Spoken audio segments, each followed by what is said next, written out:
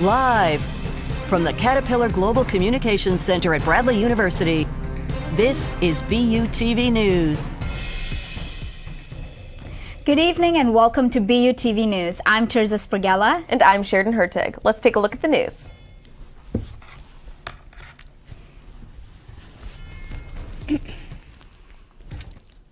Beginning this week, Bradley's health services have been distributing the Moderna COVID vaccine shot to students and staff here on campus.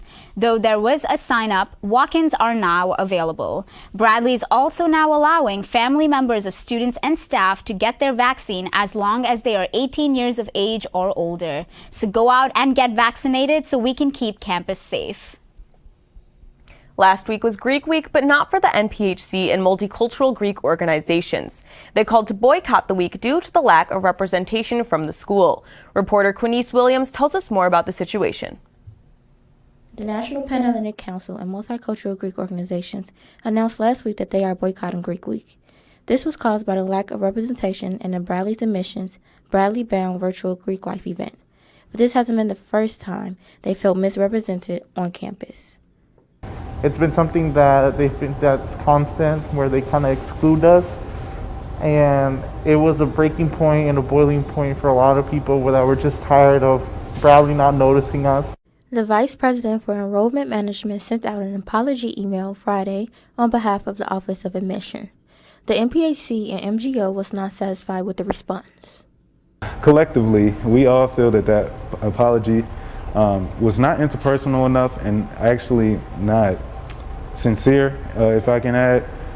It's just the little things in that apology that if you were included and you created an inclusive environment, you should know. They want to make it clear that IFC and NPC is not a part of the reason to boycott Greek Week. It's their overall frustration with the university. Let it be known that this is not an insulated case, and it's not a departmental issue, that it's only one area. It's been a constant repeated thing that essentially we're tired of it. NPHC and MGO released some demands Monday night, one including a meeting with President Standiford. They say all they want is representation and inclusion from the school. For BUTV News, I'm Quinice Williams. Bradley University student clubs have been affected by the COVID pandemic, yet members of the Bradley Wellness Club have been able to work around it. The Bradley Wellness Club is a club that promotes a healthy lifestyle and positivity all around. Allowing members to interact with each other has been a challenge. The COVID pandemic has put limitations on nearly everything, yet as Bradley University eases up on COVID restrictions, the Bradley Wellness Club is looking forward to next semester. So despite starting kind of during the pandemic, we actually got over 100 members. I think we have about 105 right now. So most of our events were virtual, but despite that, we still had some pretty good turnouts. We did some volunteer events, we did journaling, things like that. Although it hasn't been easy for exec member Leah Laverde to adapt to COVID restrictions, she, along with the other members, have done their best and have made the most out of the club so far. With the number of positive COVID cases down around campus and the Peoria community, the university is allowing certain groups to hold outings once again. Campus Rec has been one benefactor. Cameron Irwin has more on the return of outdoor intramurals to the lineup. Campus Recreation has provided students with athletic competition all year. After offering soccer and volleyball indoors, the department is looking to host outdoor events once again as the weather warms up. As a result, the staff will have their hands full.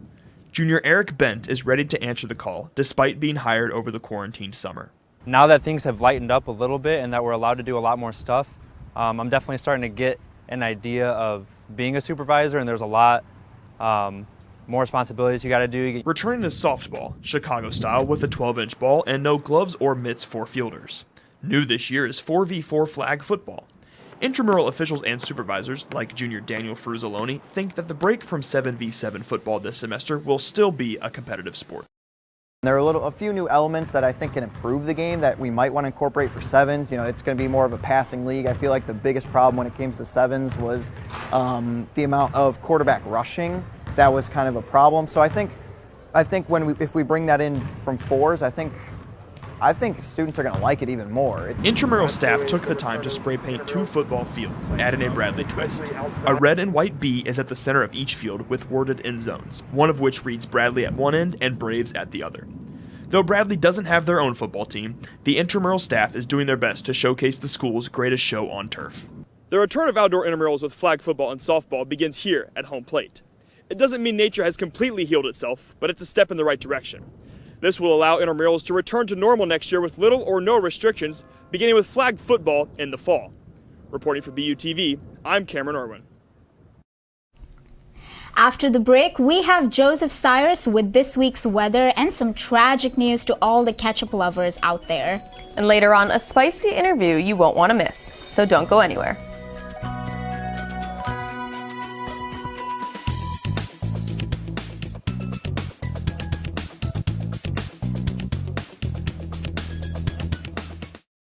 It takes less than 1 minute to find out if you may have prediabetes. You can do it here. But you probably won't. You're busy. Kids, work, show coming back in 48 seconds. So let's do this now. Hold up 1 finger if you're a man, women 0.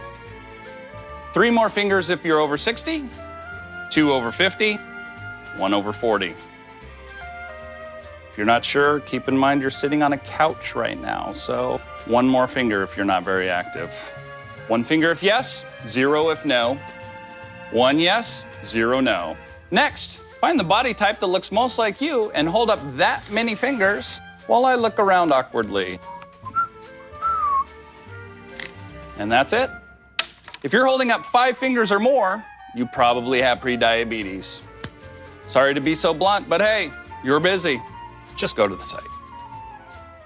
Part-time job, full-time hustle, all-time Shiro to all of us. You nurture, we listen. You teach, we thrive. You lift our spirits, but we've got to lay down the truth. It's time for you, our Shiro, to stretch for the stars. A free online chat can give you the personalized tips you need to start boosting your retirement savings today. Start saving more for retirement so you can feel prepared and live your life to the fullest. Visit aceyourretirement.org/Shiro.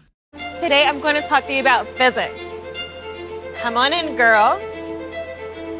Let's go. This is the first rocket to get humans to Mars. Really tall. I'm a rocket structural engineer designing and building parts of the rocket. You are the generation that will be stepping foot on Mars. Do I have a group of astronauts on my hands? Yes. You can become a rocket scientist or whatever else you want to be. And welcome back. My name is Joseph Cyrus. Let's take a look at the weather. This past week, we saw high levels of precipitation along with temperatures that seem out of place for a normal spring. But this week might be different from the last. Taking a look at the radar, it's relatively clear right now, as heavy showers are moving around Illinois and further into the north. Taking a look at the current temperatures, it's about 52 degrees here in Peoria, so a little below average for the spring. In the Chicago area, it's a little lower than Peoria at about 48 degrees. And in the St. Louis area, it's about average at 61 degrees. We should expect these trends to continue throughout the week. Taking a look at the 5-day forecast, expect it to be partly cloudy with a high of 57 degrees on Thursday. On Friday, expect it to be partly cloudy once again with a high of 61 degrees. Expect a high of 57 degrees with a 30% chance of precipitation on Saturday, so keep an umbrella with you in case it starts to rain. On Sunday, expect it to be partly cloudy with a high of 59 degrees, and on Monday, expect it to be partly cloudy once again with a high of 64 degrees. Now it's time for your entertainment news with Tori Frazier. The entertainment industry has been busy and buzzing, so let's get right into it. This past Friday, rapper and actor Earl Simmons, better known as DMX, passed away from a heart attack at age 50. You might remember Simmons from previous roles like Romeo Must Die, Cradle to Grave, and Belly. Just yesterday, family members of DMX released a statement clearing up rumors that couple Jay-Z and Beyonce brought the late artist's masters, as well as potential scams of selling merchandise or raising money for his funeral. The family also mentioned that they would keep the fans up to date with plans for the memorial service. In other news, you might not be able to get a popular condiment from your favorite fast food restaurant anymore. According to CNN, due to many people ordering out due to the pandemic, there has been a reported shortage of ketchup packets across the world. My favorite ketchup brand, Heinz, announced that they would be adding a manufacturing line up to 25 to increase production up to 25% to catch up to demands. Many Bradley students have accepted the campus offer of receiving the COVID vaccine on campus in the health center.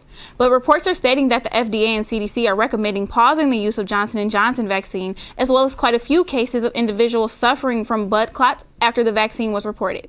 So far, there have only been 6 cases reported, which is rare, but occurred in women ranging from 18 to 48. In celebrity news, many fans were not shocked about the news of Kim Kardashian and Kanye West announcing that they were filing for divorce in February. According to People, Kanye asked for joint legal and physical custody, along with no spousal support for both parties.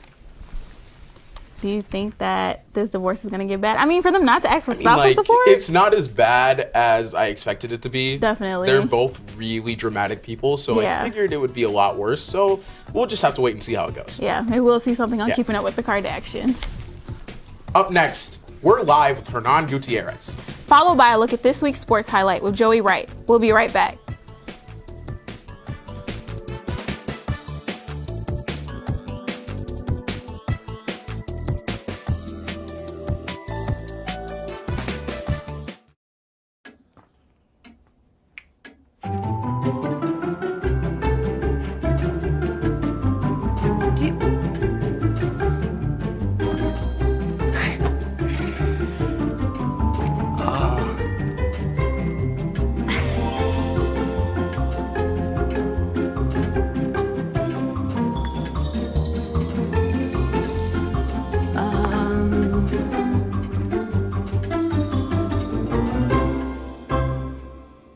Listen, you're my friend. I noticed you haven't really been yourself recently. Yeah, I feel like something's up. How are you? Are you okay? Is there anything you want to talk about? I just want to know how you're feeling. And listen, even if you don't know what to say, I'm here to talk. No matter what you're going through, I just want you to know I'm here. I've got your back. When you want to talk, I'm here.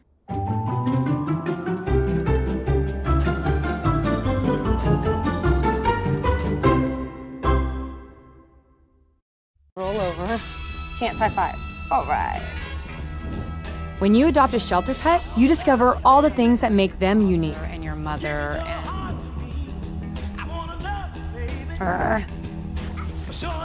I am totally a hot person. Right, guys? Thanks for being honest. They're a little bit of a lot of things, but they're all pure love. Adopt pure love at theshelterpetproject.org.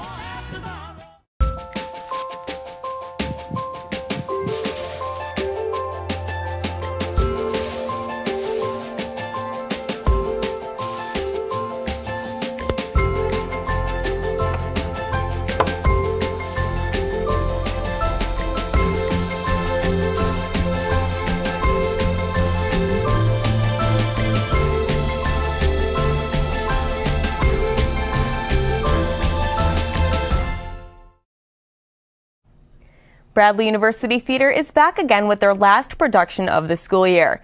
The Importance of Being Earnest by Oscar Wilde is directed by Dan Matissa, subtitled A Trivial Comedy for Serious People. Oscar Wilde's farcical masterpiece has delighted audiences for over 100 years with its sparkling wordplay, matchless wit, dizzying plot, and gallery of unforgettable Victorians. Hernan comes to us live from the Hartman Center with one of the show's cast members, Mia Katz. Thanks, Sheridan. As you said, I'm here with Mia Katz, Bradley Sr., and she's taking on the role of Gwendolyn in Oscar Wilde's play. So first and foremost, Mia, thanks for joining us tonight. And the first thing I wanted to ask you is, kind of describe what the importance of being earnest is. So The Importance of Being Earnest is a British comedy, like you said, written by the famous playwright Oscar Wilde. And it's kind of a story of mistaken identity, a comedy of errors types of play.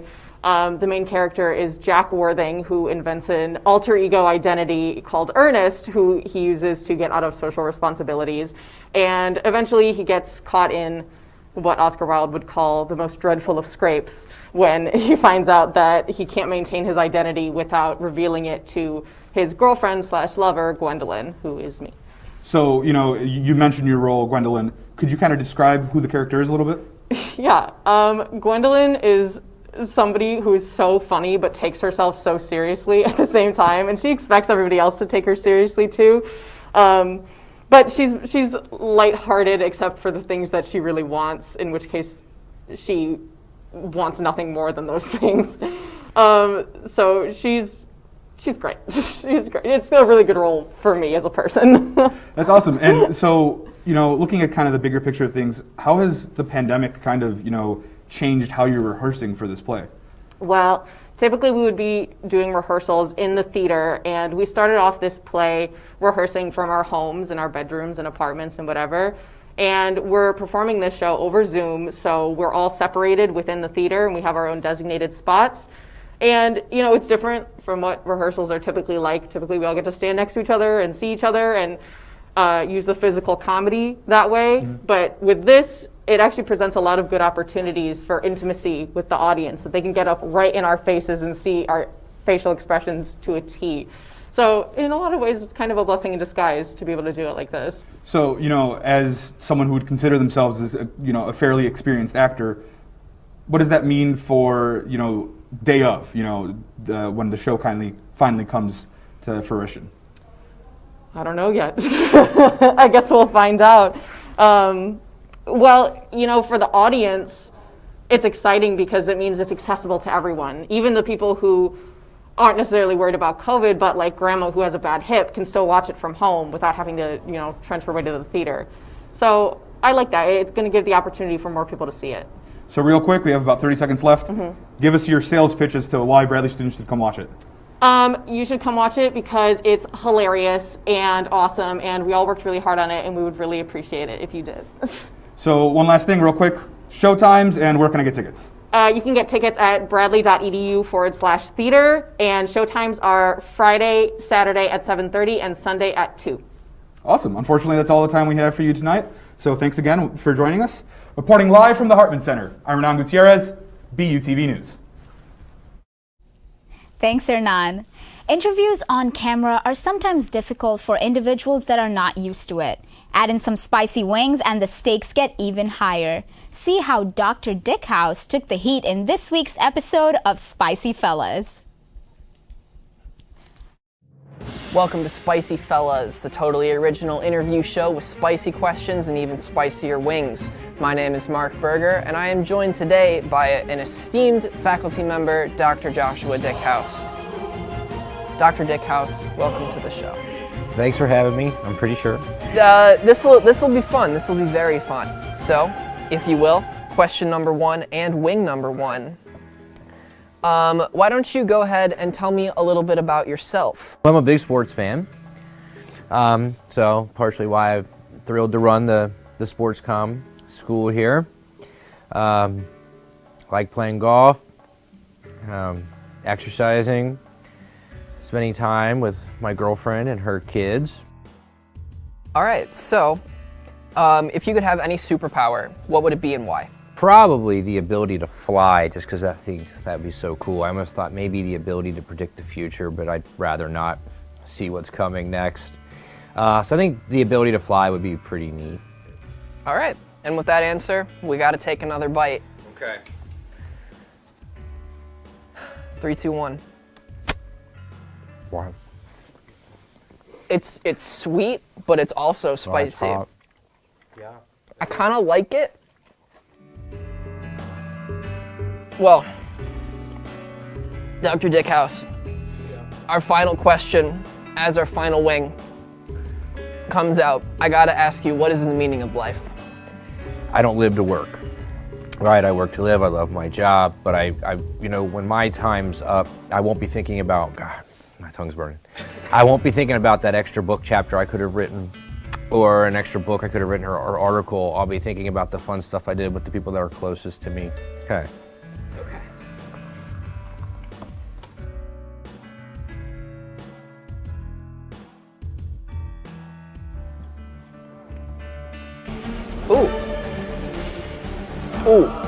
Ooh, that's like dry heat. Oh, that's not even fun. Ooh. Oh, hold on. Oh, enjoy. Thank you, everyone, for joining us on this adventure. For BUTV News, I'm Mark Berger. Thank you. We'll see you later.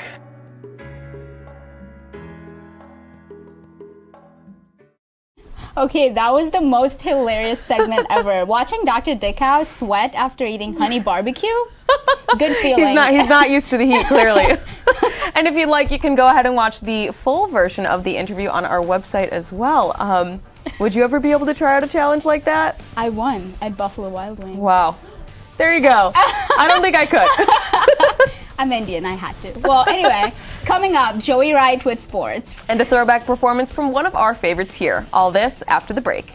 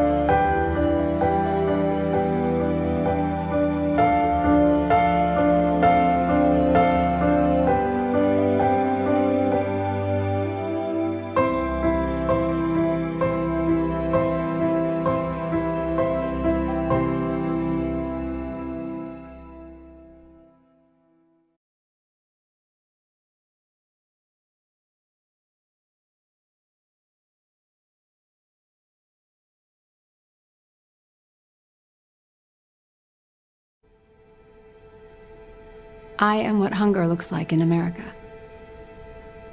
I am an 8-year-old girl who's not excited for the last day of school. Because this may be the last time I'll have lunch. Till September. I am a single father of 2 who works 3 part-time jobs. And that's still not enough to put food on the table. I am a 16-year-old boy who just got my first job. To help feed my little sisters. I was created by artificial intelligence from faces of the 1 in 8 Americans who struggle with hunger. People you pass by every day but never knew they were hungry.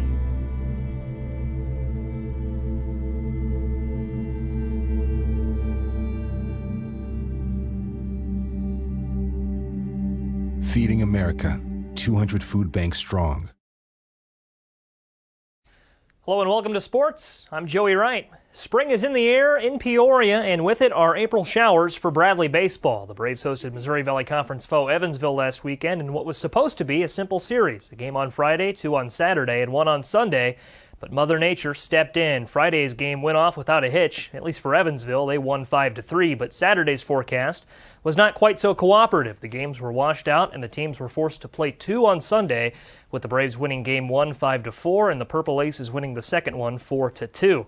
In the Braves' lone victory of the series, it was the Dan Bolt show, as the senior went 4 for 5 at the plate and blasted a walk-off solo shot in the bottom of the 9th inning.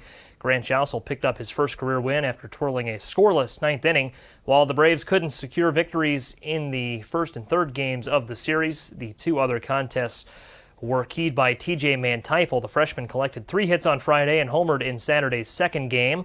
Bradley is now 9-13 on the season and 3-4 in the MVC. The Braves' attention remains on the diamond at Dozer Park, where they will host Southern Illinois in a 4-game series starting on Friday. You can watch Friday and Sunday's games on ESPN3.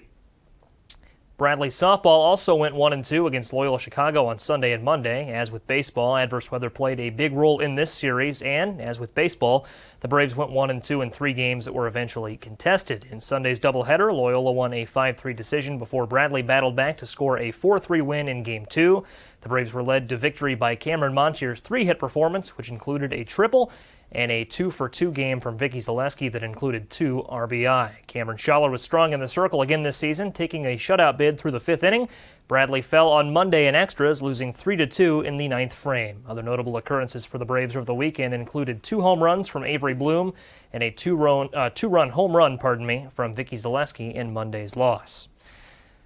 Bradley soccer saw its season draw to a close last night in the first round of the Missouri Valley Conference tournament. Playing against tournament host and nationally ranked Missouri State, Bradley jumped out to an early 1-0 lead on a Rasmus Smitsland goal in the 4th minute of the first half, but couldn't hold on as the Bears struck back. It was Adne Bruseth who struck back with the tying goal in the 9th minute.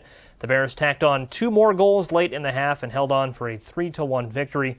Bradley's final record this season, 2 wins, 7 losses, and 2 ties. That'll do it for sports this week. I'm Joey Wright. Coming up, a look at some events happening here around campus and a throwback performance from our musical guest, so stick around.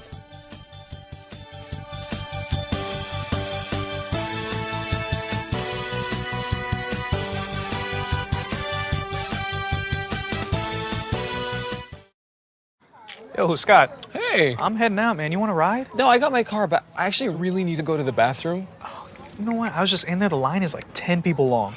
You know, I think I'll just...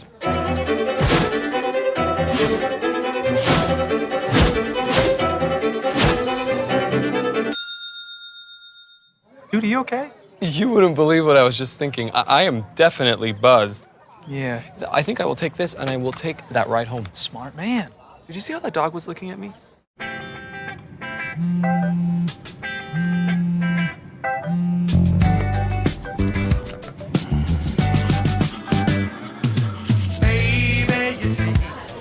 You're so right for me, and I'm right for you. I love the things you do, like sweet tasting wine. Your lips are so divine. Your loving turns me on. My lonely days are gone. That's why I'm never gonna let you go. Never gonna let you go, babe. I'm never gonna let you go. No, no, never gonna let you go.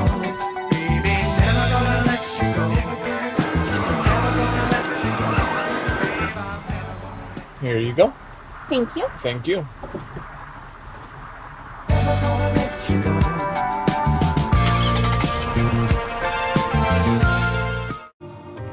You're home before sunrise. On top of the house, the kids, and our future. The smell of your cooking is our alarm clock. My Shiro's day is never done. So let's start saving a little more now so we can feel prepared for retirement. A free 3-minute online chat can give us the personalized tips we need so we can live our lives to the fullest. Visit aceyourretirement.org/Shiro. And now a look at some events coming up here on campus.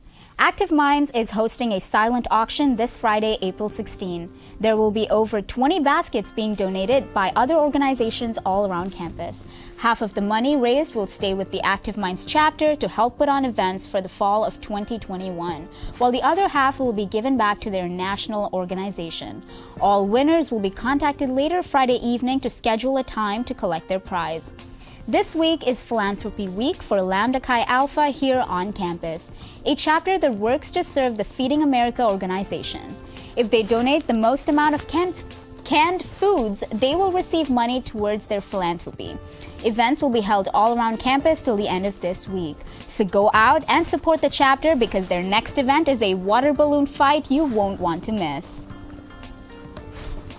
Well, that's all we've got for you tonight on BUTV News. From all of us here, I am Tirza Sprigella. And I'm Sheridan Hertig.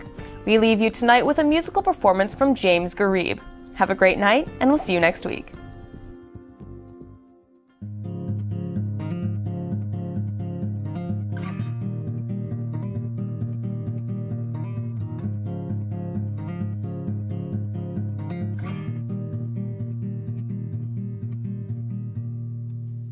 Ground shakes, feeling your heartbeat, my soul dropping beneath me. Won't you ever let this go?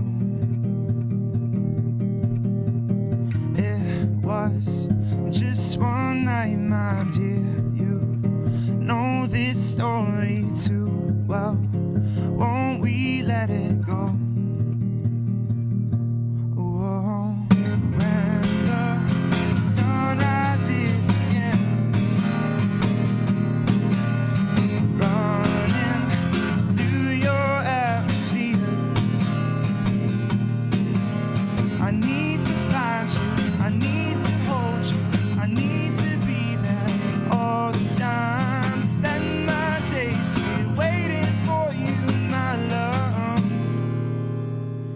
nothing ever stays.